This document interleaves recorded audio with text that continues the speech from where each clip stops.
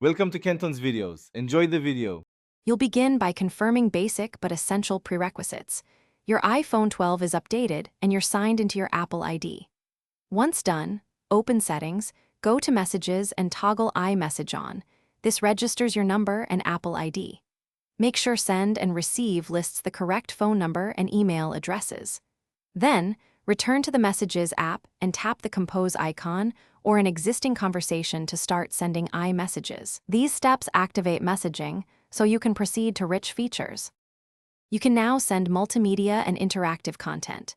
Tap the camera to add photos or videos, press and hold the microphone to record a voice message, and tap a message to add a tapback reaction. Once comfortable, try Memoji or sticker packs from the app drawer. Effects like bubble and screen add emphasis.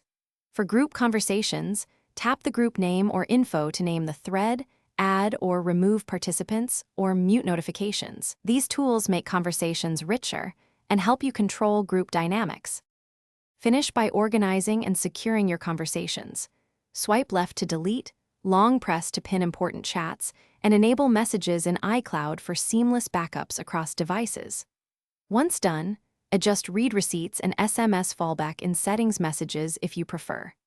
If something goes wrong, make sure to toggle iMessage off and on, verify Wi-Fi or cellular connectivity, and sign out and back into your Apple ID. This simple reset often resolves activation or send/receive problem.